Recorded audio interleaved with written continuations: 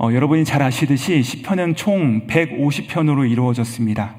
근데 150편 중에서 오늘 우리가 함께 읽은 이 92편만이 유일하게 그 표제에 정확하게 써져 있는 글귀가 무엇이냐, 바로 안식일의 찬송이라는 것입니다. 안식일의 찬송.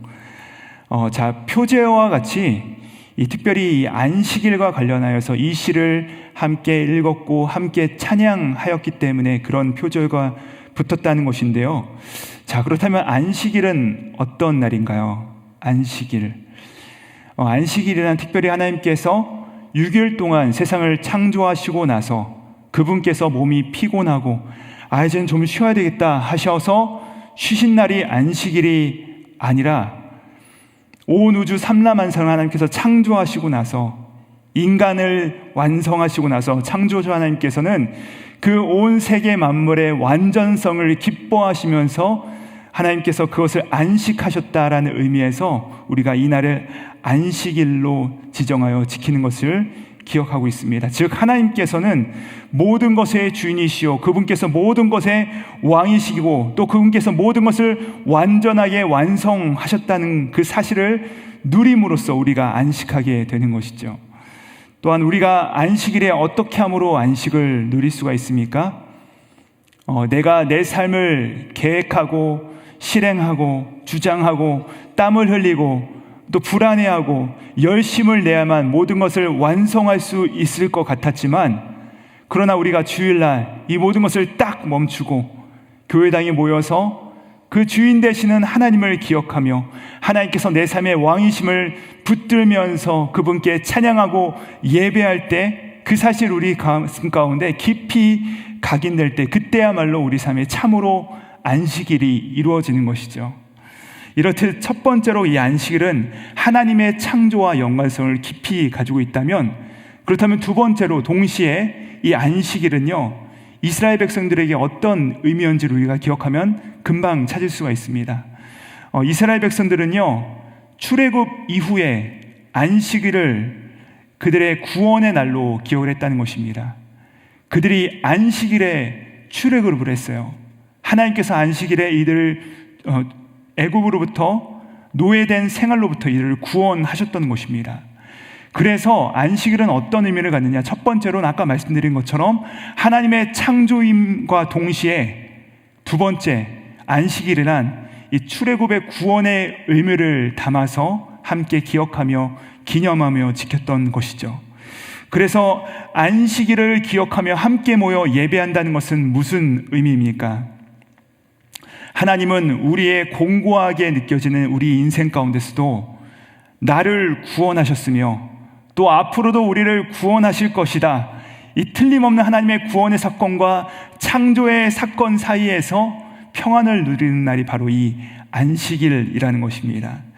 지금까지 하나님께서 땅이 공허하고 혼돈하며 정말 흑암이 깊음 위에 같은 그런 황폐한 삶이 비록 우리 삶이라 할지라도 하나님께서는 구체적으로 내 삶 가운데 개입하셨고 말씀으로 빛이 있으라 하시며 우리를 새로운 존재로 빚어나가셨던 그 하나님, 그리고 노예와 같이 착취되고 억압받고 괴로움 가운데 신음하던 내 삶을 통과하사 정말로 우리 사랑하는 담임 목사님께서 주일날 말씀하셨던 것처럼 그분께서 불기둥과 구름기둥으로 우리를 두름같이, 그래서 우리를 구원하셨던 그 하나님께서 반드시 나를 구원하실 것이다, 이것을 기억하고 기뻐하며 우리가 안식을 누릴 수 있게 되는 것이죠. 그런 의미에서 시인은요, 이제 예배당에 딱 들어서자마자 감사와 찬송을 올려드리고 싶은 것입니다. 그분께서 나의 창조자시요 나의 구원자시라는 사실을 기억하면서 그의 입술에서 찬양이 터져 나오는데, 우리 1절에서 3절까지의 말씀을 다시 한번 읽어보도록 하시겠습니다. 함께 있습니다. 시작. 지존자여 시편금과 비파와 수금으로 여호와께 감사하며 주의 이름을 찬양하고 아침마다 주의 인자하심을 알리며 밤마다 주의 성실하심을 베품이 좋으니이다. 여기서 보시면요, 좋습니다, 좋으니이다 하고 이 찬양이 끝나는 것을 볼 수 있는데요, 이 좋다는 말은 무슨 말이냐? 바로 하나님께서 온 세상을 창조하신 다음에 보시기에 심히 좋았더라, 그 좋다라는 것과 동일한 같은 그 단어가 쓰였습니다. 토브라는 단어이죠. 이 말은 어떤 의미를 가지고 있냐면은 충만하다, 꽉 찼다, 충족되다라는 의미를 가지고 있습니다. 즉 하나님께서 본래 의도하신 대로 충족된 것입니다. 충만한 것입니다. 하나님의 디자인 그대로 그 모든 것이 이루어진 것입니다. 여러분, 우리도요, 사람이 자신에게 가장 합당한 일을 합당하게 행하며 나아갈 때 이런 충만한 우리 삶 가운데 찾아오는 것입니다. 그분께서 우리 삶 가운데 계획하신 대로 그 자리 가운데 우리가 설 때 충만함이 임하는 것이죠. 그런데 반면에 내 자리가 아닌 것 같고 그 상황이 내 몸과 맞지 않는 것 같으면 늘 부족하고 결핍된 상황이 우리 가운데 다가오는 것이죠. 그러나 우리가 언제 이렇게 참 좋다, 야 너무나도 알맞다, 확 맞다, 충만하다라는 그런 체험을 하는 것이죠. 우리가 주일날 예배당에 딱 들어올 때 하나님을 경배하고 그분을 높여드릴 때 그분께 기도하는 순간 이사야 43장 21절의 말씀처럼 이 백성은 내가 나를 위하여 지었나니 나의 찬송을 부르게 하려 함이라. 우리를 지으신 하나님의 그 목적에 우리가 딱 부합하며 그분을 예배할 때 그때야말로 우리 가운데 참된 안식이 찾아오게 된다는 사실입니다. 그리고 이 감격은요, 시간을 초월하는 것입니다. 그래서 뭐라고 고백합니까? 아침마다 밤마다 하나님을 찬양하게 된다라고 하는데 그 찬양의 주제가 뭐라고 하고 있냐면 하나님의 인자와 성실하심이다라고 말하고 있다는 것입니다. 여러분, 이게 여러분 많이 들어보셨겠지만 헤세드와 에무트라고 하는 인자와 성실하심이라는 것이죠. 여러분, 하나님의 인자와 성실하심이 왜 우리 가운데 감동으로 다가올까요? 여러분, 우리들은요 모두가 바로 이것을 찾고 있어요. 바로 그것, 우리 인생 가운데 진정한 만족을 줄 수 있는 것을 우리가 다 찾아 헤매고 있는 것이죠. 근데 문제는 무엇입니까? 이 땅에는요 다 가짜밖에 없는 것이에요. 다 완전한 것이 없고 다 불완전한 것이죠. 그래서 우리가 어떻게 해요? 짝퉁에 우리가 맞춰 살아요. 그것이 마치 만족인 양 우리가 그냥 근근히 소망하며 살아가는 것입니다. 하지만 우리가 진짜로 충만하고 진짜로 만족할 수 있는 이 하나님을 우리가 만나는 순간, 그분을 경험하는 순간 이 감격이 우리 삶 가운데 체험되는 것입니다. 지금 이제 새벽이라서 다들 약간 개슴츠레한 눈으로 바라보시는데 우리가 그 하나님을 만나는 순간 우리 삶 가운데 정말로 이 충만함이 찾아오게 된다는 것입니다. 그래서 여러분, 인자와 성실하심의 진면모는요 우리가 세상에선 찾아볼 수가 없어요. 세상에서는 만날 수가 없습니다. 그래서 우리가 예배 시간에 이렇게 노래하는 것입니다. 아침에 주의 인자심을 나타내시며 밤마다 주의 성실하심이 베품이 좋으나이다. 너무 좋은 것이죠. 너무 충만한 것입니다. 여러분, 예배자가 이렇게 찬양할 수 있는 이유는 하나님이 그분의 인자하심과 성실하심이 내 삶 속에 구체적으로 파고드는 행동으로 보여주셨다는 사실을 알고 있기 때문이죠. 그러니까 단지 우리가 하나님을 관찰하면서 하나님을 그냥 바라보기만 하면서 우리 하나님은 성실하시고 인자하시다, 진실하시다라고 말하는 것이 아니라 이 하나님의 헤세드와 에무트가 내 삶을 구체적으로 통과하시고 내 삶을 구체적으로 만드셨던 그 창조와 구원의 사건에 근거하여 그분을 찬양할 수 있게 되는 것입니다. 그렇습니다. 여러분, 하나님의 인자하심과 성실하심은요 우리의 관찰 대상이 아닙니다. 그분의 구체적인 행동이셨다는 것입니다. 그래서 시편 23편에서 다윗이 이것을 어떻게 노래해요? 내 평생에 하나님의 선하심과 인자하심이 정녕 나를 따르리니. 여러분, 하나님의 선하심과 인자하심이 나를 스토킹한다라고 하는 것입니다. 절대로 놓지 않은 것이죠. C.S. 루이스의 표현에 의하면 하나님의 사랑이 우리를 끝까지 놓치지 않게 추적하는 마치 사냥개처럼 우리를 따라오시는 것입니다. 정말로 잡을 때까지 집요하게 추적하시는 그분의 사랑이죠. 그러므로 하나님의 인자와 성실은 단지 느낌이나 내가 관찰하는 것이 아니라 길을 잃은 우리를 끝까지 추적하여 반드시 찾아내시고 구체적으로 내 삶 가운데 성큼 들어와서 내 삶을 만지시고 내 삶을 다듬으시고 내 삶을 변화시켜서 나를 바꿔나가시는 구체적인 행동으로서 그분께서 우리 삶 가운데 찾아오셨다는 것입니다. 자, 우리 함께 4절의 말씀 같이 한번 읽어보도록 하시겠습니다. 함께 있습니다. 시작. 여호와여, 주께서 행하신 일로 나를 기쁘게 하셨으니 주의 손이 행하신 일로 말미암아 내가 높이 외치리이다. 그래요. 내가 가장 공고하고 가장 가난하고 가장 힘든 순간에 주의 손이 행하신 일, 그분의 손길이 우리를 오랫동안 나를 붙들고 계셨다는 사실을 우리가 깨닫게 된다는 것입니다. 그리고 그분을 찬양하게 된다는 것이죠. 자, 그런데 이러한 놀라운 사실을 우리가 알았음에도 불구하고, 경험했음에도 불구하고 우리가 눈을 다시 떠서 세상을 바라보고 현실을 바라보니까 이렇게나 감격스러운 하나님과 무관하게 살아가는 사람들이 있다는 것이에요. 우리 가정에도 그런 자들이 있고 우리 주변에도 그런 분들이 있다는 것이죠. 너무나도 안타깝게 우리가 그것을 바라볼 수 있다는 것입니다. 자, 이들의 특징이 뭐예요? 하나님이 없다는 것이죠.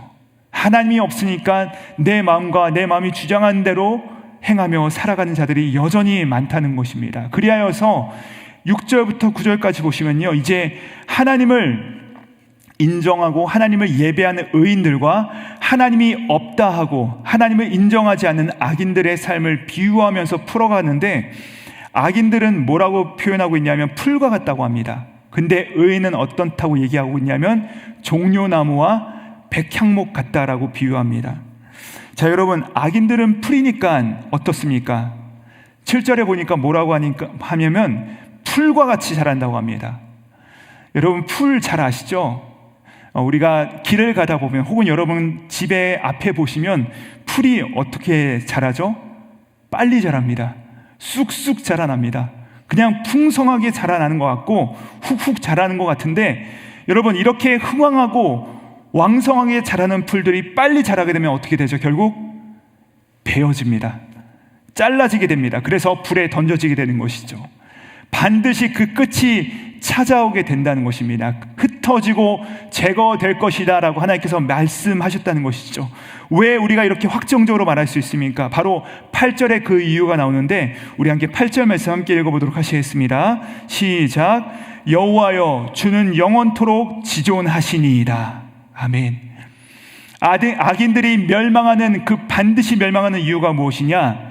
선하신 하나님이 영원하시기 때문입니다. 그리하여서 이들의 결국은 어떻게 되느냐? 9절의 말씀처럼 주의 원수들은 패망하고 패망하게 될 것이다 라고 말씀하셨다는 것이죠. 자, 그러나 우리의 예배가요, 단지 원수들이 패망하고 멸망하는 데 포커스가 맞춰져서는 안 됩니다. 그것은요, 어쩌면 반쪽짜리 예배가 될 수밖에 없다는 것이에요. 자, 그럼 우리 예배는 어디까지 나아가야 되느냐? 우리는 거기서 한 발자국 더 나아가서 바로 내가 전에는 그들이었다는 사실을 기억해야 된다는 것입니다. 바로 내가 하나님 안에서 전에는 악인이었다는 사실을 우리가 기억해야 예배를 통한 그 완전한 감격을 깨달을 수 있게 된다는 것입니다. 여러분, 우리도 이전에는 어떤 자들이었어요? 하나님의 원수들이었다는 것이에요. 하나님과 무관하게 살았던 자들입니다. 하나님을 모르며 하나님과 상관없이 살아갔던 자들인데, 하나님께서 우리 삶 가운데 구체적으로 그분의 성실하심과 인자하심으로 개입하신 것이죠. 들어오신 것이죠. 통과하신 것이죠. 그리고 그분께서 나를 영광스럽게 빚어나가는 손길을 우리가 경험하게 됐다는 사실입니다. 그것이 바로 10절의 말씀인데요, 우리 함께 10절의 말씀 같이 한번 읽어보도록 하시겠습니다. 시작. 그러나 주께서 내 뿔을 들소의 뿔같이 높이셨으며 내게 신선한 기름을 부으셨나이다. 여러분, 당시에 왕이 등극할 때, 왕위에 오를 때 뿔로 만든 잔에다가 신선한 기름을 부어서 그의 머리에 쏟죠. 이것은 위엄과 또 새로운 출발을 그에게 선물하는 것입니다. 그러니까 하나님께서 우리를 마치 이와 같이 왕처럼 높이시는 것입니다. 하나님께서 우리를 왕처럼 제사장처럼 세워주시는 것이에요. 그래서 베드로서 2장의 말씀처럼 왕같은 제사장으로 우리를 새롭게 빚어나가시는 것입니다. 더럽고 추한 죄인이었던 나를 그의 긍휼로 또 그의 피로 세탁하셔서 깨끗하고 의로우며 이제는 왕과 같은 제사장으로 새롭게 만들어 나가시는, 그 번성케 하시는, 풍성케 하시는 은혜를 부어주시겠다라고 약속하신 것입니다. 자, 그리고 우리에게 주시는 놀라운 축복이 무엇이냐? 12절과 13절의 말씀을 읽고 우리 함께 말씀을 마무리하도록 하겠습니다. 12절 13절 말씀 함께 읽겠습니다. 시작. 의인은 종려나무같이 번성하여 레바논의 백향목같이 성장하리로다. 이는 여호와의 집에 심겨졌으며 우리 하나님의 뜰 안에서 번성하리로다. 하나님께서 우리를 당신의 집에 초대하여 거하게 하시고 그 집에 심겨진 백향목과 종려나무처럼 풍요하며 아름도이 이 장수하게 하신다는 것입니다. 사랑하는 성도님들, 그렇기 때문에 우리는 육신의 노쇠를 두려워하지 않습니다. 육신의 늙어감을 두려워하지 않을 수 있어요. 왜냐하면 우리는 늙더라도 주님 안에 있기 때문에 그렇습니다. 14절의 말씀처럼 여전히 결실하며 진액이 풍족하고 빛이 청청하다는 사실입니다.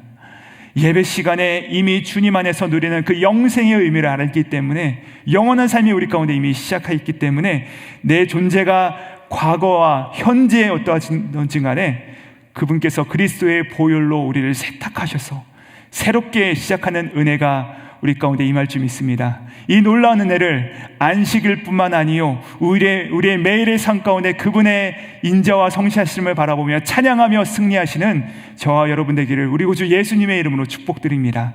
기도하시겠습니다. 하나님 감사합니다.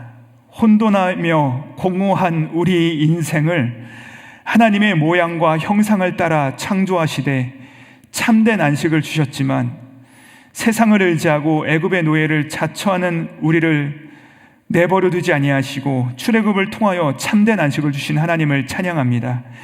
이제는 구체적으로 행동하신 하나님의 인자하심과 성실하심을 기대하며 찬양하며 주님만을 섬기는 우리의 인생 되게 하여 주시옵소서.